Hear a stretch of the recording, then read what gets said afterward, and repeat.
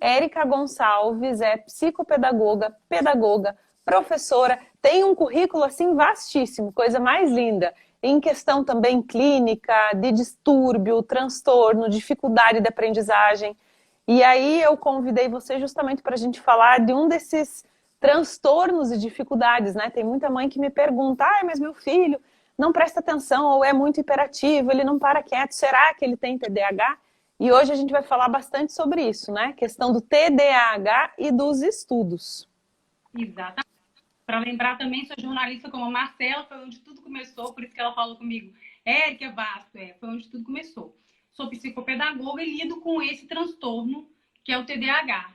Na verdade, ele tem que ser desmembrado às vezes. Nem toda criança é hiperativa, mas normalmente ela pode ter TDA, que é desatenta, né? Aquela criança que você chama, às vezes parece que não está prestando atenção no que você está falando, não se concentra nas atividades. E o hiperativo não. O hiperativo, ele está correndo de um lado para o outro, a mãe chama, ele está sempre 220 por hora. Então, a gente precisa entender a diferença de um para o outro, né? E esse diagnóstico é feito por um profissional. Que profissional é esse? Aonde eu vou levar essa criança? Para não rotular essa criança. Porque normalmente a mãe fala assim, meu filho é hiperativo, só pode ser hiperativo. E às vezes não é. É só uma criança que corre de um lado para o outro, até porque está no mundo digital. Muitas vezes essa criança ela só quer um pouco de gastar essa energia que está acumulada. Então, eu preciso procurar uma ajuda precoce, ou seja, na infância mesmo, entre 3 a 7 anos, que começa aquela pré-alfabetização, a criança já brinca sozinha, de um neuropsicólogo, de um pediatra, de um neuropediatra, para que essa equipe multidisciplinar, que vai depois para o psicólogo, psicopedagogo, para aprendizagem, aconteça de uma maneira mais tranquila para aquela criança. Porque às vezes aquele rótulo tira dela a autoestima, que é um problema que você sabe muito bem, mais que eu, que você é psicóloga. Então, se não lidar com isso mais cedo, você vai entrar numa seara que é autoestima e que não é legal para a criança na hora de aprender e na hora de conviver com as pessoas. É mais ou Sem menos. dúvida, Érica. Super legal já a tua introdução. E olha só, que gostoso saber que você é jornalista, também colega de profissão nessa área, né? Eu vi lá que você tinha falado sobre comunicação social e aí achei muito interessante que a gente uniu as duas áreas assim também, coincidências, que por isso que a gente já se identificou logo de primeira. Me fala uma coisa, eu tô aqui de cachecol, passando frio, você parece que está num clima gostosinho por aí. De onde é que você está falando para o nosso pessoal saber? Eu estou em Curitiba, sul do Brasil.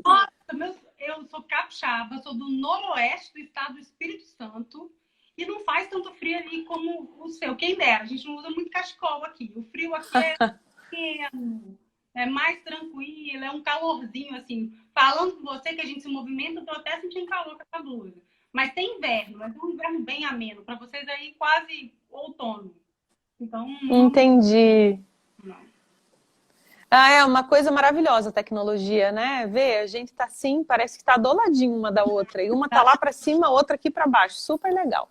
Gostei da introdução que a Erika fez, até porque já começou respondendo pergunta de uma mamãe, a Cris tinha colocado aqui nas caixinhas dos stories, justamente sobre essa questão do diagnóstico, né? Que profissional que pode diagnosticar uma criança com TDAH. E é muito disso que você trouxe para nós, é a preocupação da gente não rotular, nunca rotular, né? Quanto mais indevidamente, assim, a gente falar porque a criança às vezes é mais agitada, ou de achar que ela é hiperativa. A criança tem essa coisa de mais energia, mas hoje a gente vai desmembrar tudo isso justamente para explicar a questão da hiperatividade, a questão só do déficit de atenção, o que muda de uma coisa para outra. Como que a mãe, por exemplo, que está em casa, consegue identificar o que faz ela perceber que o filho, a filha dela, criança, de repente sofre de algum transtorno, seja ele TDA ou TDA, transtorno de déficit de atenção, com a hiperatividade também. O que você pode falar para nós, Érica? Assim, o que tem ou de sintomas, ou que essa mãe perceba que tem alguma coisa diferente com a criança para ela buscar essa ajuda profissional precocemente? É interessante dizer, antes desse olhar de mãe, né, que às vezes tem aquele time de entender que aquela criança às vezes se comporta de maneira diferente, mas para não rotular, a gente entender o que é por que as pessoas falam desse transtorno com tanta frequência? Porque o cérebro dessas crianças com TDA ou TDAH funciona de maneira diferente no hipotálamo e na amígdala cerebral. A regulação da emoção, por exemplo, quando eu falo com uma criança que é hiperativa e tem TDAH, olha, depois da escola hoje a gente vai tomar um sorvete. Aquela criança não consegue regular, ou seja, esperar aquele tempo da mesma maneira que outra criança que não tem esse transtorno. E a mãe começa a entender que aquela criança ou ela faz uma birra, ou ela não senta, ou ela tá sempre, né? A mãe fala assim, essa criança tá voando. Quando ela chega lá no consultório, não, essa criança parece que ela não tá prestando atenção no que eu tô falando. Então, tanto o hiperativo como o desatento não consegue controlar essa emoção do momento, naquele momento, e também das coisas que virão do futuro. As mães que estão assistindo a gente sabem muito bem, porque tem um filho em casa. Às vezes a gente olha e fala assim, não, deve ser coisa da minha cabeça. Não, é preciso olhar e é preciso dizer que eles precisam ter uma rotina. Se uma criança não regula a emoção, não consegue controlar a sua rotina e às vezes não aceita regras, é um momento de você parar, pensar e ver se não é hora de procurar um profissional adequado para esse diagnóstico. Então, a desatenta. Você chama, vem almoçar, né? Chama a criança, vem almoçar, ou desliga a televisão, desliga o celular, e ela, na verdade, ela não está fazendo por mal. O comportamento não é de maldade, mas é não conseguindo se controlar naquele momento como um adulto. Então, às vezes você fala assim, existe adulto desatento? Existe adulto hiperativo? Existe, mas ele conseguiu, porque ele já é adulto, controlar aquela emoção. Mas a criança ainda não consegue. Ela não consegue, por exemplo, na escola, às vezes, entender o comando da professora porque ela é desatenta. Ela passou alguma coisa mais interessante e ela não entendeu. A mãe falou um comando no dia, por exemplo, filha, hoje você tem aula de inglês, não esqueça, não deixou um lembrete, ela esqueceu. Porque é comum da criança com TDA e, às vezes, com TDAH ser desatenta, esquecer. Então, criança esquece com facilidade, criança que não presta atenção, às vezes, que você está falando. Criança que você está falando, ela está preocupada com outra coisa, desenhando. Esses comportamentos é importante observar desde a primeira infância, que vai até os 6 anos e, às vezes, no início da alfabetização, até os 7 anos. E procurar o profissional, lógico. Perfeito, perfeito. É isso mesmo. A prof. Lita Oliveira colocou para nós. Eu sou professora de reforço escolar e muitas vezes não é apenas uma simples falta de interesse ou atenção, que é justamente o que você colocou, né? A gente, enquanto adultos ou, enfim, né, essa outra pessoa nem sempre consegue se colocar no lugar e entender que quando a gente fala de um quadro diagnosticado já com TDAH, não é nada por maldade da criança e que a gente consiga ver dessa forma a partir de agora, porque para a criança é muito difícil, né? A criança não está desatenta porque ela quer. E que fique claro também que esse transtorno não tem a ver com menos capacidade ou menos inteligência. Pelo contrário, né? É aquela coisa de ter pensamento mais rápido do que o normal e aí na frente do cérebro, aqui o córtex pré-frontal, aquele nosso maestro do cérebro, como se fosse não ter a função da maneira mais adequada na pessoa que sofre de TDAH, tanto criança quanto adulto. Então é algo neurológico e fisiológico mesmo, né? Vai ter algumas questões que são mais delicadas para a pessoa, para a criança que sofre desse transtorno? Vai. É justamente o que a Érica está colocando aqui. Hoje a gente vai falar muito sobre isso também, né? Como ajudar essa criança, especialmente em fase escolar. Se ela já sofre dessa desatenção, o que a gente, como adulto, como educador, como mãe, pai, pode fazer para ajudar? A primeira coisa é isso que você falou, é a gente entender que não é por maldade, a gente não rotular. E se esse comportamento já se apresenta assim há pelo menos 6 meses, e mesmo mudando o ambiente, eu mudei o cuidador daquela criança, ela continua apresentando aquela desatenção, porque às vezes é alguma coisa, né, muito pontual, para a gente tranquilizar as mamães de plantão aqui também. Meu Deus, parece que a Érica está falando do meu filho. Mas veja, é um comportamento recorrente, já mudou o ambiente ao redor, as pessoas ao redor, e ainda assim ele se mantém, aí ok, é o momento sim da gente pensar em buscar essa ajuda profissional, porque quanto mais cedo, melhor. Aproveitando, Érica, olha só, qual a idade, a Prof. Lita Oliveira colocou também, para começar a observar com mais carinho isso?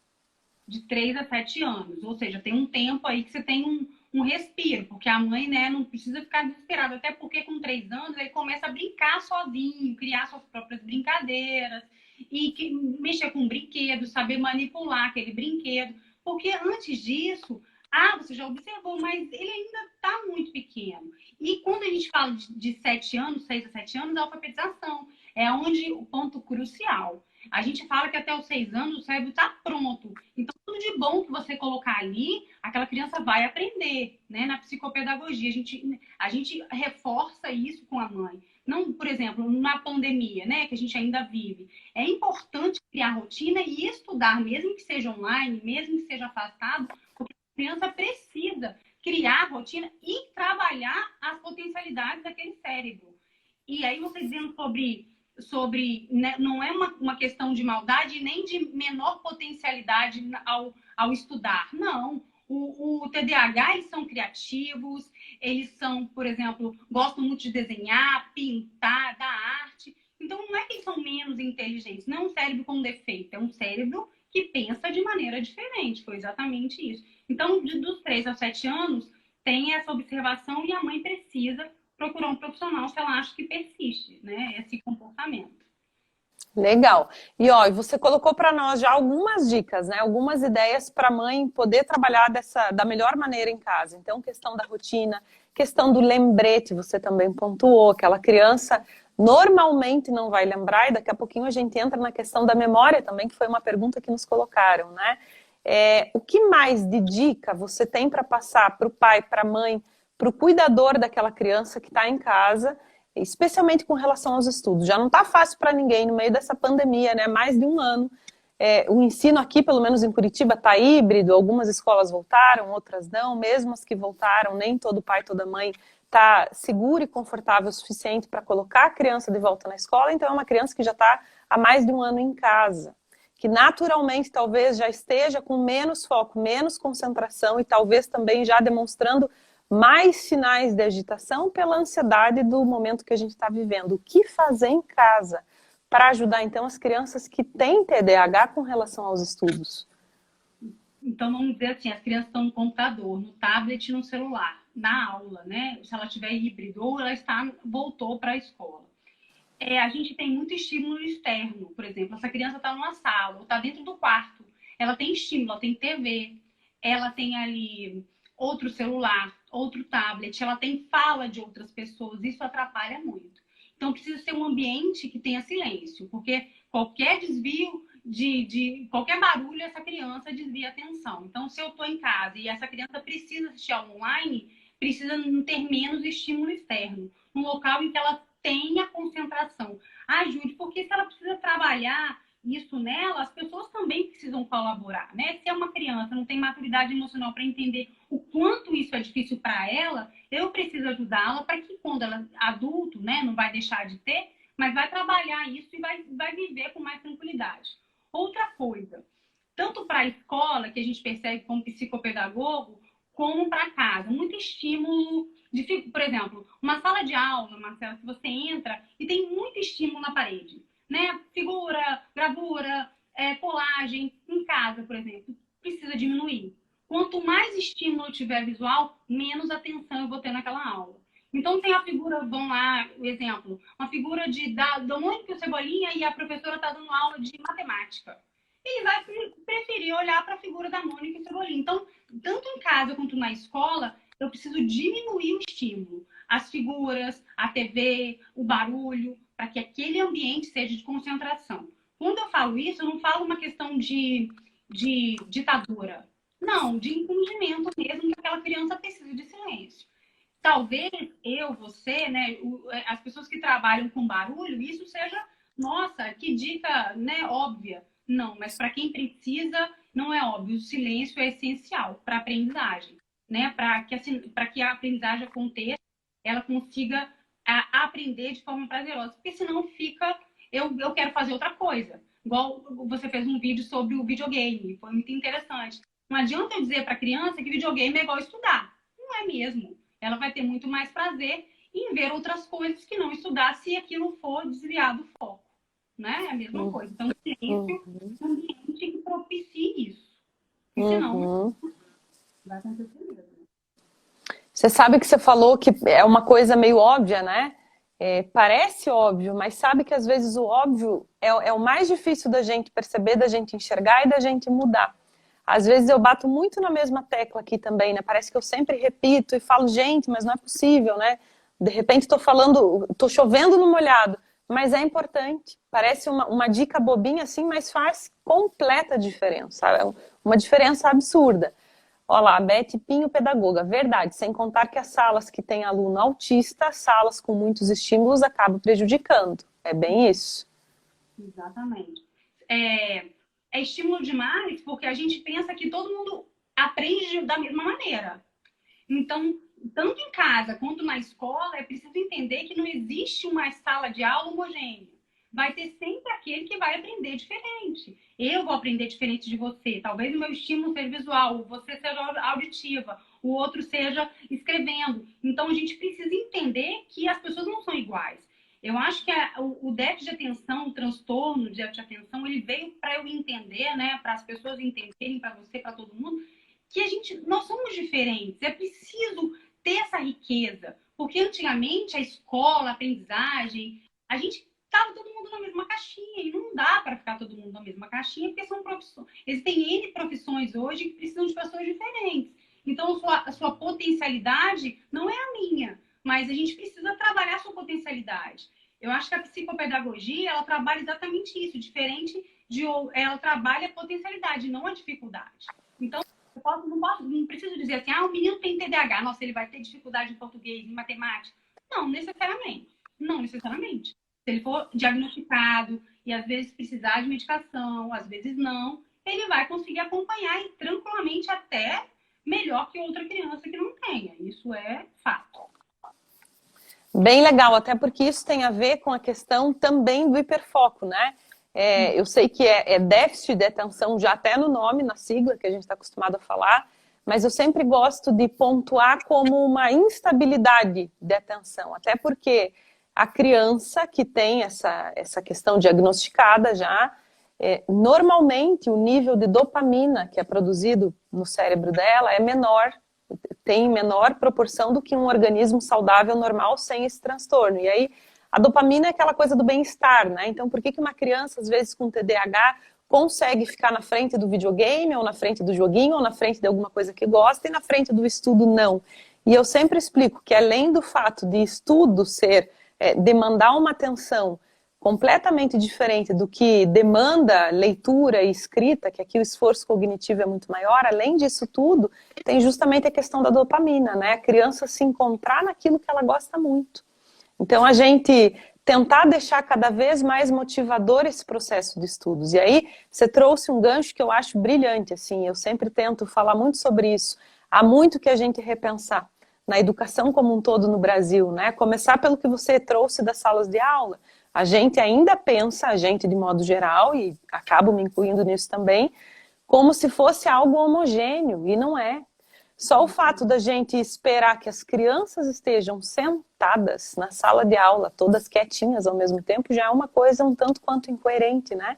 Para hiperatividade, Érica, o que você acha? Tem escolas, várias salas de aula, especialmente fora do Brasil, que até trabalham com aquelas carteiras com bicicleta, sabe? Ou permitem que a criança sente naquelas fitballs, que são aquelas bolas, ou fiquem mexendo em alguma coisa com as mãos para poder canalizar toda aquela energia a mais que vem junto da hiperatividade. O que você pensa sobre isso? A hiperatividade é algo que me emociona porque está muito perto de mim. E é uma coisa que eu estudei, né? Por isso que estudo tanto. Eu acredito que essas crianças que interrompem, que não esperam, né? As hiperativas têm todo esse comportamento. Que à noite elas são muito mais aceleradas, depois das 9 da noite, a gente sabe disso. E a gente precisa ter essa paciência e entender aquele comportamento. Você falou todo o processo. As escolas ainda, né? O ensinar ainda precisa aprender muito para chegar a essas crianças. Por quê? Porque existem atividades maçantes, ou seja, precisam ser mais espaçadas. Uma criança que fica, por exemplo, 5 horas fazendo a mesma atividade, ela sendo hiperativa, ela não vai conseguir. Não porque ela não quer, é porque é difícil para ela e ela se comporta de maneira diferente. E às vezes, você sabe disso, que as crianças hiperativas são muito inteligentes. Então, às vezes, aquele potencial é enterrado muitas vezes. Porque ela precisa fazer atividades que são para ela maçante. Então, ela fica ali presa numa atividade, não usa a criatividade, e isso pode causar o quê? Uma falta de estímulo. Então, o que a gente pode fazer? O que eu recomendo para as mães quando, né, chegam e me perguntam? Diminui o número de atividades, dá um descanso. Então, se estudou 1 hora, para 10 minutos. Precisa parar. Às vezes, né, se parar, né, vão assustar no que eu vou dizer, a criança pode ter um intervalo de recreio, por exemplo, que ela joga aqui em casa, né, na atividade online, ela joga um pouquinho de videogame, por que não? Vai ativar outro lado do cérebro e ela vai voltar para a aula muito mais feliz e vai aprender muito mais feliz. A gente precisa ter esse jogo de cintura, entender isso, porque essas crianças, eu não vou fazer isso porque na minha época não era assim. A gente sabe que a tecnologia está aí, ela não precisa nos invadir, a gente precisa controlar o uso, né? Ter aquela coisa, monitorar. Mas essa criança precisa de outras atividades. Então, a criança é hiperativa, diminuir a quantidade de folhas de trabalho por hora, né? Trabalhar de forma espaçada, até para melhorar a concentração. Então, se ela faz 10 atividades, ela vai fazer 5 e vai ter intervalo de 5 a 10 minutos para voltar. Ajuda na memória, ajuda na concentração. Ela vai fazer outra atividade, ela vai parar ali, estudou 50 minutos, para 10. Estudou 50 minutos, para 10. Eu falo sempre isso, porque as mães pensam assim, terminou. Agora tá ótimo, terminou tudo, tá ótimo, preencheu, fez o livro. Mas não é mais assim que as crianças aprendem. Nem as hiperativas e nem as que não são hiperativas, né? Vamos dizer assim, que hoje é diferente a aprendizagem. Então, elas lidam bem com tecnologia, mas elas não têm essa maturidade de entendimento. Além disso, a gente pode trabalhar também com caso concreto. O hiperativo gosta muito de falar, né? Ele fala muito, né? Ele é impossível, ele quer interromper a sua fala. Então, você mostra um caso concreto. Para falar da Amazônia, por exemplo. Quando não é palpável, ele não consegue entender muito, porque ele pode desviar se ele tiver déficit de atenção. Mas se você for contar, por exemplo, de preservação ambiental, você vai usar um caso da casa dele, do tio, da mãe, você vai deixar ele falar, ele vai entender e aprendeu ali. A aprendizagem não é só escrever ou colocar no papel, numa prova, o que eu aprendi. É muito mais que isso, né? É construção de ser humano que a gente precisa entender hoje, que as escolas estão mudando em função disso, né? A gente está nesse processo de mudança e precisa mudar mesmo, porque o mundo mudou muito. Sem dúvida, eu acho tão gostoso, sim, a gente ter essas conversas. Cada vez mais eu tento promover, convidar, porque a gente precisa cada vez mais levantar essa bandeira da educação no bom sentido, porque de fato, né, o mundo mudou e continua mudando, e muitas vezes o que a gente enxerga é uma educação que ficou parada lá atrás. E nem sempre as mães entendem isso, e também não é por maldade, é bem como você pontuou. Mas tem bastante mãe, engraçado o que você falou, é bem o discurso que eu tenho com elas aqui. Mas como assim? Ele ainda não acabou a atividade, você vai deixar ele sair, levantar, jogar videogame, ou, né? Mas já está mais de 1 hora. Independente da criança ter TDAH, de ter hiperatividade, de só ter a parte da desatenção, mesmo para nós adultos, é importante essa pausa para o cérebro. Não é produtivo a gente ficar maçantemente ali em cima daquilo, né? O cérebro não vai processar da melhor maneira para, de fato, reter aquele conhecimento, formar memória e aí realmente aprender, né? E aí tem a ver com uma perguntinha até que a Cris também colocou aqui para nós, sobre a questão da memória, para quem tem TDAH. Vamos lá, ela perguntou se as crianças sofrem com memória curta por conta desse transtorno. E a memória está muito ligada à atenção, que tem tudo a ver também com a aprendizagem, né? Como que você responde a essa mãe para nos ajudar, Érica? Normalmente tem a ver com a memória curta. Você falou, parece que ele, como ele é desatento, ele não conseguiu assimilar. Eu nem falo isso, eu falo que às vezes o comando, por exemplo, quando você fala alguma coisa, você precisa ser mais concisa. A gente que é mãe, a gente fala muito. Então, o TDAH precisa falar menos. O comando tem que ser, lógico, você vai usar o imperativo, o verbo no imperativo, mas precisa ser mais claro. Porque o TDAH precisa de clareza. Então, é para tomar banho. Precisa tomar banho, meu filho. Não precisa prolongar muito, porque eles demoram, eles são desatentos até aí, até na rotina normal, não só nas atividades. E às vezes o hiperativo ele é um contestador, né? Porque ele quer mudar o mundo, ele está ali no 220. Então, essa memória curta que você está trabalhando ali com ele, às vezes ele tem dificuldade, mas você precisa criar combinados. É aquela rotina que eu havia falado no início. Ele sabe o que ele precisa fazer. É preciso lembrá-lo. É preciso colocar um lembrete no computador, na mesinha, na bolsa. Porque não é que você está fazendo com a criança como o que ela deveria fazer. Você está ajudando para que ela seja autônoma. A gente sabe, né? A gente lida com criança, com família. Eu não posso fazer pelo meu filho o que ele pode fazer sozinho. Mas no caso do TDAH, são estratégias para que a memória curta, como nas outras pessoas, funcione. Lembrete, escrever, falar de uma forma mais clara, não prolongar muito, porque eles não têm muita atenção no que prolonga, né? Então, por isso que uma aula, muito tempo, ou uma palestra para um sujeito que é adulto já, que tem TDAH, é tão difícil. Porque ele está ali, mas ele está pensando no amanhã, ou ele está pensando numa coisa que ele deixou em casa. Aquela memória curta, aquela sensação que a gente tem de aprender, de falar rápido, de responder, talvez eles não tenham, porque eles entendem de maneira diferente.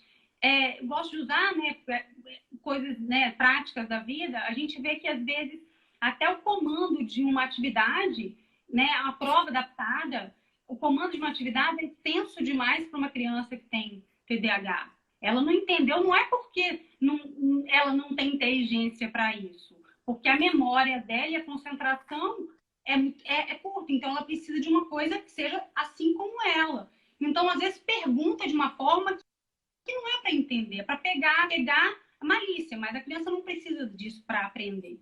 Então, a linguagem da aprendizagem também precisa mudar. A adaptação não é que vai ser uma prova mais fácil ou vai ser uma atividade mais fácil. Vai ser uma atividade mais clara, mais objetiva. Vão ter falas com a criança mais objetiva. Meu filho, não é possível, meu filho não dá. Lógico que não é tão claro assim, porque eu tenho filho. Não é tão fácil assim, porque as crianças de hoje são contestadoras. Mas eles têm problema com a memória curta. Então, é preciso falar de forma mais clara, sim. É preciso, eles têm essa dificuldade mesmo. São questionadoras, o que é bem maravilhoso, né? Às vezes a gente acha ruim, mas que bom que contestam. E é tudo muito imediato, né? Esse bombardeio de estímulo que a gente tem hoje é mais um peso, então, que seria contra, entre aspas, a quem já sofre dessa desatenção. Que não é uma desatenção, é essa instabilidade que o pensamento está a mil e está em vários lugares ao mesmo tempo, e aí por isso que a criança, às vezes, parece que você está falando com ela e ela está no famoso mundo da lua, como a gente diz, ou em Marte, ou seja, onde for, né? Mas é uma velocidade de pensamento acima da média, por isso também essa criatividade muito aflorada em crianças e pessoas que têm TDAH, né? Eu já vou voltar ali nas perguntinhas que eu estou vendo que o pessoal trouxe para nós, mas só aproveitando o teu gancho sobre essa objetividade, que é, sim, extremamente necessária, independente do que hoje prega e de como vem a maioria das atividades do nosso sistema educacional, a gente sempre estimular a revisão, isso também ajuda, grifar as palavras-chave para a criança, então, de repente, a mãe, o pai, o irmão mais velho, quem ajuda a criança nas tarefas de casa, né? Fazer esse sublinhado aí justamente para saltar aos olhos o que de fato é importante ali, porque senão realmente é muita informação e a criança não vai dar conta, não vai conseguir. Outra coisa importante, ao invés de fazer perguntas, fazer com que eles criem as perguntas daquela atividade. A forma de resposta ela é mais simples, mas a forma de criar perguntas, por exemplo, é muito mais trabalhoso para o cérebro eu fazer uma pergunta do que responder aquela pergunta. Então, para a atividade de uma criança que tem TDAH, que tem concentração, né, que não é tão trabalhada, fazer com que ela faça perguntas e não crie respostas. Né? Porque eles gostam muito de debater, eles já nascem meio advogados, assim, as crianças de hoje, mas aí em transformar isso em perguntas, já que já que eles têm essa habilidade. Para essa concentração ser estimulada, foi o que você falou, de grifar é também bem legal, bem importante. E quanto mais eu escrevo, né, estudei aquilo, retorno aquilo e escrevo, eu vou aprender. Mas o fazer perguntas é uma estratégia bem interessante para que a criança saiba a resposta. Porque na hora de criar essa pergunta, eu já sei a resposta e fico mais tranquilo na hora de fazer qualquer atividade escolar, né, que é o que a gente sempre... As mães vêm desesperadas, né? Porque elas têm uma angústia da criança não acompanhar as outras. Né? O que eu sinto isso. Ah, porque parece que ele é diferente. Ah, ele não acompanha. Aí eu digo assim, não, ele não acompanha ou ele aprende de forma diferente? Uhum. Ele tem dificuldade ou ele tem um tempo diferente de aprendizagem? É diferente isso. Dificuldade é aquilo que eu não consigo fazer. Aquilo que eu consigo fazer no meu tempo não é dificuldade, é outra coisa. Então, eu preciso ter o correto disso tudo. A fala, né, no lugar certo. E é uma angústia muito natural das mães, né? Porque, assim, a gente se coloca no lugar. Claro que vem esse medo, até porque a gente está acostumado com a coisa de a criança precisa acompanhar, né? A gente nunca enxerga esse inverso. Por que a escola não acompanha? Por que a gente não adapta? Por que a gente não entra nesse mundo da criança? E se ela não aprende da forma mais tradicional e por que não até obsoleta às vezes possível, por que a gente não adapta isso para a forma dela aprender e de permitir uma bola ali na sala de aula e de permitir alguma questão manual para ela descarregar aquela energia? Cada vez mais tem estudos apontando que o movimento para a criança que tem hiperatividade está diretamente ligado à questão cognitiva, né? Que essas crianças apresentam essa melhora justamente porque consegue liberar aquela carga enorme de hiperatividade mesmo, que está ali dentro do organismo delas, e aí isso faz com que o estímulo funcione da melhor maneira e ela consiga concentrar. É também uma forma da gente chamar atenção. Só que, enfim, aí a gente cai naquela questão educacional toda aqui, né? Vou voltar aqui, ó, Juliana Borém colocou para nós que já tive um jovem autista quando eu dava aula de projeto de vida na Escola Viva. Aos poucos, com a ajuda dos professores esclarecidos, acabava dando tudo certo. Amor sem medidas, envolvimento e respeito. Olha só, que depoimento gostoso de ler, né? E aí, a Maria Falcão falou sábias e verdadeiras palavras. Carla colocou, eu tenho um aluno de aula particular que não entendi o que assenta, que não se assenta. E a pergunta da Raquel, Érica, como administrar os eletrônicos que eles querem tanto? Especialmente falando aí de crianças com TDAH, então. Além do TDAH, eu fiz um curso de síndrome de Ivy, né? Você deve conhecer. E aí eu comecei a entender mais a fundo as telas azuis, o quanto elas fazem mal para o cérebro. Principalmente à noite. Para as crianças, então, aí vai dizer assim, nossa, seu filho nunca usa.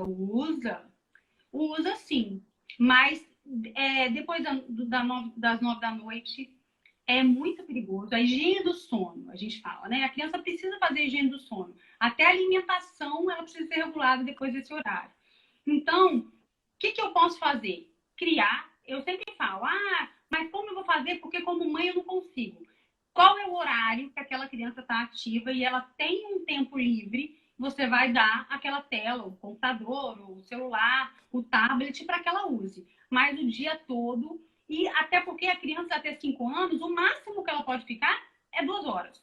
Então você vai passar meia hora num momento, 20 minutos no outro, porque 2 horas é o máximo que ela pode ficar. Depois dos 7 anos, ela pode ficar mais tempo. Aí vai dizer assim, nossa, mas ela está tendo aula online.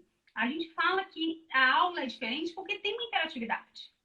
É tela, mas é aprendizagem e interatividade. Ali ele está fixo, como se ele estivesse hipnotizado.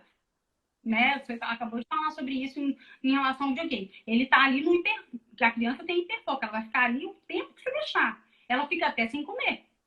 Existem crianças que privam de alimentação para não parar ali, a gente sabe, adolescente. Então, é preciso de rotina. Porque quem comanda essa rotina são os pais. Quem monitora isso são os adultos. Então, não dá. Não dá mesmo, porque senão você perde para a tecnologia. E não é para você perder, é para você agregar com a tecnologia. Ela vem para te ajudar. Ela não pode tomar conta do dia, né? E as mães sabem fazer isso com um jogo de cintura muito melhor até que, né, que os pais, porque as mães têm aquele abraço, aquele beijinho, aquela negociação. Então, se são 2 horas, se a criança tem primeira infância até os 6 anos, espace isso, um pouquinho, 20 minutos, depois de fazer alguma atividade.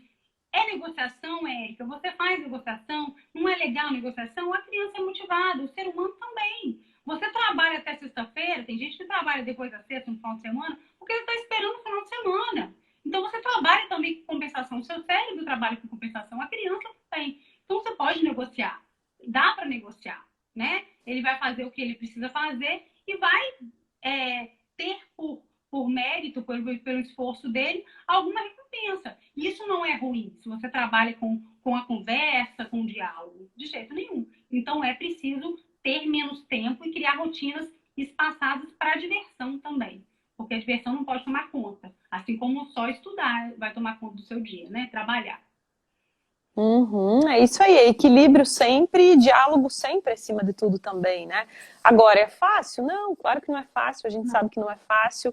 Educar demanda esforço, dedicação, paciência, tolerância, e aí a Raquel coloca essa questão, é um desafio realmente, a gente sabe, ainda mais no mundo de hoje, ainda mais no meio da pandemia, né? Por si só, os eletrônicos, eles já liberam aquela descarga a mais de dopamina. Tem live minha até falando sobre isso, você comentou, né, Érica, aqui no meu Insta.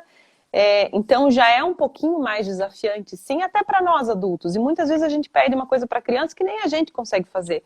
A gente exige do filho que ele largue o tablet, o joguinho, o videogame, mas a gente é aquela mãe que está aqui dentro do celular o tempo todo. Então, que exemplo a gente tem sido para o filho antes de tudo? Mas ok, tenho essa consciência, sei que não dá, quero mudar, quero diminuir, entendo que meu filho já tem esse contato com a tela, mas está difícil desmamar desse eletrônico, né? Essa dificuldade vem justamente por conta da dopamina. Então, nada no nosso mundo físico produz tanta dopamina quanto um eletrônico desse, porque a interatividade é muito grande, para nós e para a criança também. E aí, o que acontece com a pessoa que tem TDAH? Voltando lá de novo no cérebro, né? É uma pessoa, é uma criança que já nasce com menos produção de dopamina. E aí, pelo fato da natureza mesmo ser muito sábia, esse organismo vai tentar compensar essa falta da dopamina buscando em algum lugar. E o eletrônico, o videogame, por exemplo, libera isso muito bem. Por isso também a gente fala do cuidado que se deve ter.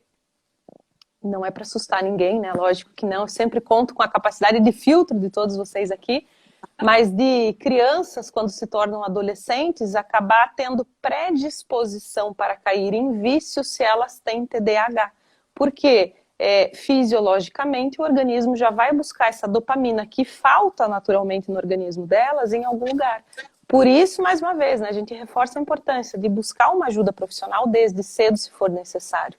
Para entrar com a medicação correta também, para balancear toda essa questão hormonal e de neurotransmissores, né? A gente sabe que alguns seguem por esse caminho, outros descontam na alimentação, né? Em função disso, quando adultos. Então, é necessário mesmo, porque não é uma coisa que vai desaparecer, né? É preciso cuidar disso para que você tenha prazer em viver. Porque a gente não fala só na aprendizagem, é naquela pessoa que sofre com ela mesma, está sempre exausta, né? Aí o hiperativo, o impulsivo, ele não quer fazer, ele faz sem querer. Ele te interrompe sem ver que está interrompendo. Ele não deixa você criar um raciocínio lógico na fala, já te interrompe, mas ele não gostaria de fazer isso, né? A gente vê que, às vezes, o adulto fala assim, nossa, estou com a alma cansada. Mas é mais ou menos isso, porque se tornou um adulto que não conseguiu controlar a emoção. A gente também precisa entender que, nesse momento, né, há um descontrole emocional. Imagina as crianças com TDAH, né, que estão passando pela essa pandemia, que demora muito passar, né?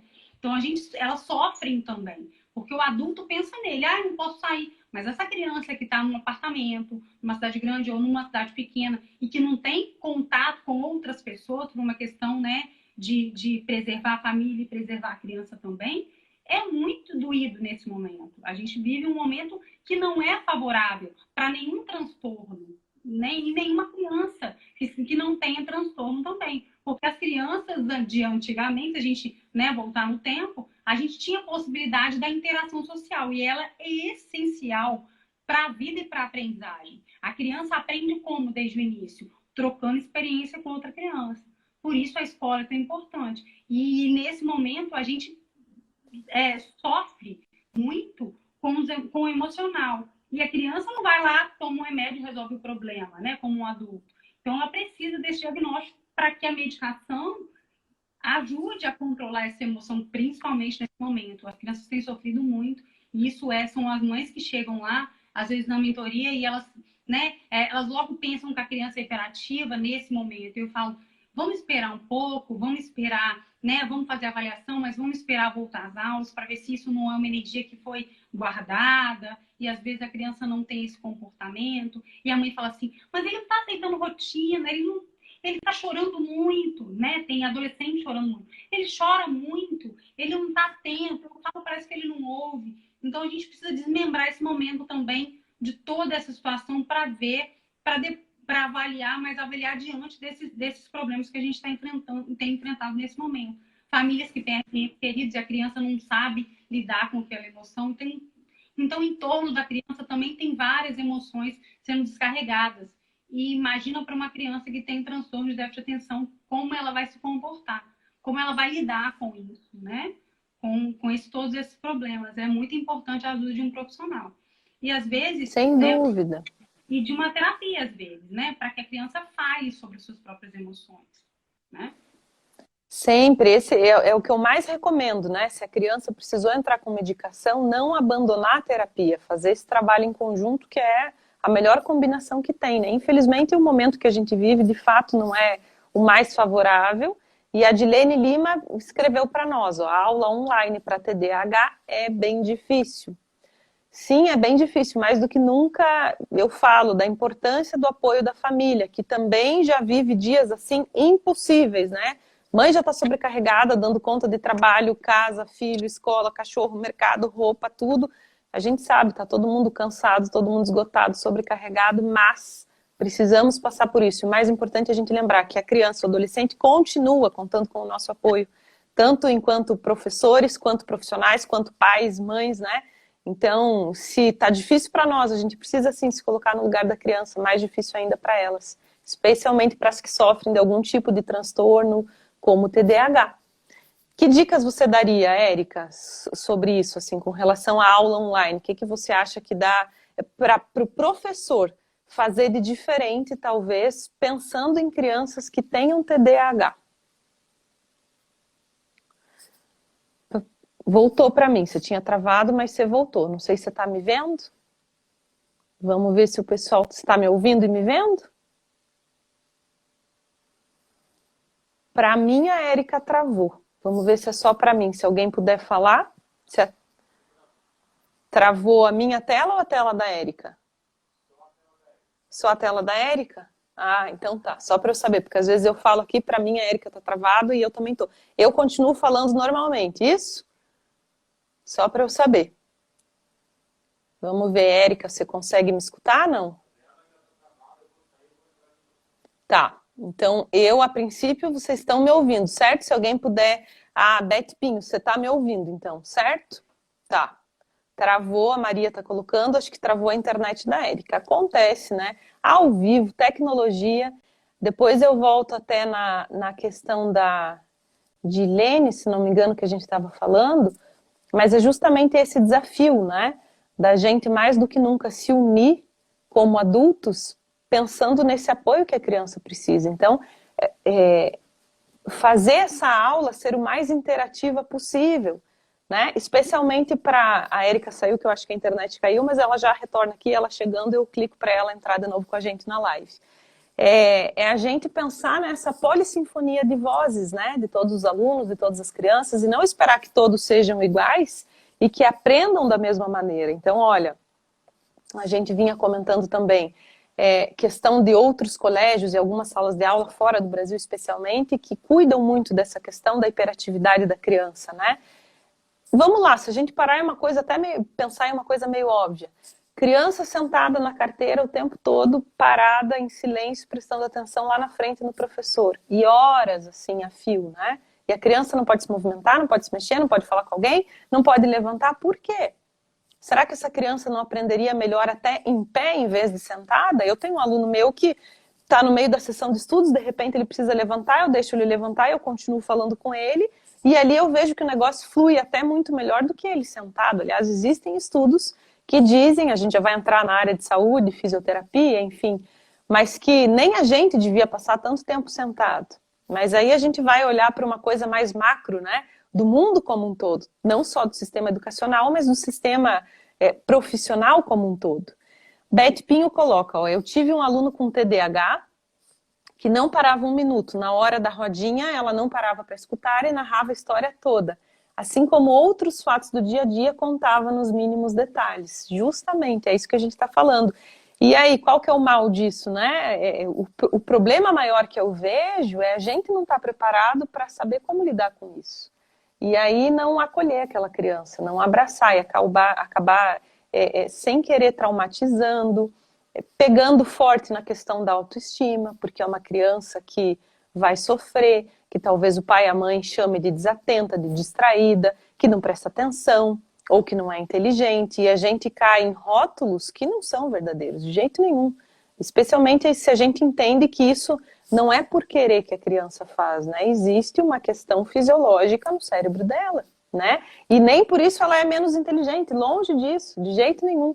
É uma questão fisiológica realmente, né? Existe uma produção menor de dopamina, então essa criança precisa buscar coisas prazerosas para compensar, ou seja, quanto mais atrativo a gente deixar o processo de estudos, sem exagerar nos estímulos, como a Érica colocou, melhor vai ser. Acho que a Érica está conseguindo voltar aqui, ó. Agora ela já mandou uma solicitação para mim, já vai voltar. Já cliquei aqui. Deixa eu ver se passou alguma pergunta enquanto isso. Ah, obrigada para vocês que responderam, só agora que eu vi. Ó. Sim, estou vendo você, Marcela, isso. A dela tinha travado, daqui a pouquinho ela já está de volta aqui com a gente. Mas é muito disso, eu acho que é importante a gente conversar a respeito dessas possibilidades todas, sabe? E não só de criticar, não só de ver o difícil, mas da gente ver as coisas boas, as potencialidades por trás disso. Então, a criatividade de uma criança que tem TDAH, essa criança se interessar muito pelas coisas que ela gosta. Por que a gente não transforma, então, a parte do estudo, né, puxando temas que sejam interessantes para ela? Por que a gente não faz dessa forma em casa também? Vamos ver aqui, vou mandar para a Érica de novo. Daqui a pouquinho ela já consegue entrar com a gente. A gente já está quase finalizando também. Ó, diz aqui, Érica não está conseguindo participar, mas eu acredito que por conta da conexão da internet, daqui a pouquinho ela volta. Érica, se você estiver me ouvindo, tenta mandar uma solicitação de novo, que eu já aceito você aqui, tá? Eu perdi a nossa linha de raciocínio antes, ó. Eu me dispersei agora. O que a gente estava falando, a Érica estava numa linha de raciocínio bem legal. E aí travou, também não sei até que horas até que momento vocês viram, né, quando ela estava falando. Mas estou puxando muito dessa questão do hiperfoco, né? Hiperfoco é um ponto muito forte que a criança com TDAH tem. Por isso é comum pai e mãe que tem filho que sofre com TDAH, sentir que essa criança não gosta de estudar e não para quieto na frente do computador para ver a videoaula, mas fica horas e horas e horas e horas jogando videogame, esquecendo até de comer, como a Érica colocou, porque esse é o hiperfoco, porque essa criança, o cérebro dela já está programado para buscar coisas que deem dopamina, que liberem essa descarga do neurotransmissor, do hormônio do prazer, do bem-estar. Isso é natural, né? Gostei da parte da criança com o TDAH fazer as perguntas. Perfeito. A Érica trouxe isso para nós também. E ó, já vou puxar o gancho. Isso não só para quem tem TDAH, né? Mas para qualquer perfil de criança, a gente incentivar essa questão de questionar, de entender que a criança pode e deve contestar, dialogar. Os dois principais objetivos emocionais de qualquer criança, assim como de qualquer ser humano, são o quê? Se sentir aceita e importante. E quando a gente deixa essa criança fazer perguntas, a gente deixa ela questionar, contestar, conversar, a gente mostra para ela justamente isso, né? Olha, filho, você é aceito e você é importante, porque eu te escuto, você tem voz, você tem vez. E não é diferente com crianças que têm esse quadro de TDAH, né? É justamente isso. Então é a gente acolher, a gente abraçar, para conseguir ser efetivo nessa nossa ajuda. E não só criticar. É difícil para nós, claro que é, né? Porque nem sempre a gente está preparado para lidar com isso. E até ter o diagnóstico em si é mais difícil ainda. Mas se é difícil para nós, é mais para a criança também. Porque normalmente tem aquele pai, aquela mãe que está criticando, está falando que essa criança não presta atenção, está falando que essa criança se distrai muito facilmente, que onde já se viu passar hora jogando videogame e na frente da sala de aula ali do professor não conseguir se concentrar, que isso é preguiça, que isso é aquilo, enfim. A gente vai minando a autoestima.